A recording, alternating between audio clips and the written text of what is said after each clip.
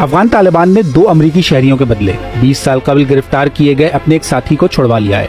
دونوں طرف سے قیدیوں کی رہائی کے اس معاہدے میں ثالثی کا کردار قطری حکومت نے ادا کیا۔ خان محمد، جن کو 2 دہائیوں قبل مشرقی افغان صوبے ننگرہار سے گرفتار کیا گیا تھا، کیلیفورنیا کی جیل میں سزا کاٹ رہے تھے۔ امریکی محکمہ انصاف کے مطابق خان محمد کو 2006 میں ننگرہار سے گرفتار کیا گیا تھا اور کولمبیا کی ایک جیل میں ان پر منشیات کے ذریعے آنے والے پیسے سے دہشت گردوں کی مدد کرنے کا الزام تھا۔ اس کے علاوہ خان محمد پر الزام تھا کہ وہ افغانستان میں موجود امریکہ اور نیٹو کے زیر استعمال ایک اڈے پر راکٹ سے حملہ کرنا چاہتے تھے۔ افغانستان کی وزارت خارجہ نے اعلان کیا ہے کہ امریکہ اور افغان حکومت کے درمیان ایک مثبت بات چیت کے بعد طالبان کے رکن خان محمد کو امریکی جیل سے امریکی شہریوں کی رہائی کے بدلے رہا کیا گیا ہے۔ امریکی میڈیا نے طالبان کی قید سے چھوٹنے والے ایک امریکی شہری کی شناخت ریان کاربیٹ کے نام سے کی ہے۔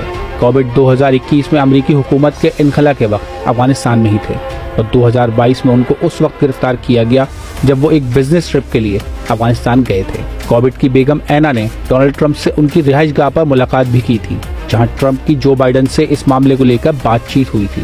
امریکی میڈیا کے مطابق دوسرے چھوڑے جانے والے قیدی کا نام ولیم والس میکنٹی ہے۔ افغان حکام کے مطابق تبادلے کے اس معاہدے میں قطر نے ثالثی کا کردار ادا کیا ہے اور امریکی صدر جو بائیڈن نے اپنے آخری ایام میں ان کی سزا معاف کرنے کی منظوری دی تھی، مگر اس منظوری کی کوئی تشہیر نہیں کی گئی تھی۔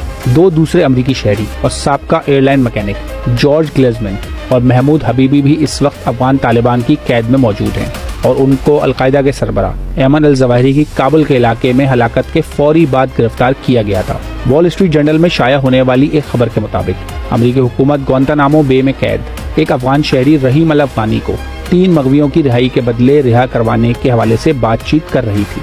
رحیم الافغانی پر الزام ہے کہ وہ اسامہ بن لادن کے قریبی ساتھیوں میں سے ایک تھے اور انہیں 2008 میں گوانتانامو بے منتقل کیا گیا تھا، جہاں ان پر تشدد کے جدید طریقوں کا استعمال کیا گیا تھا۔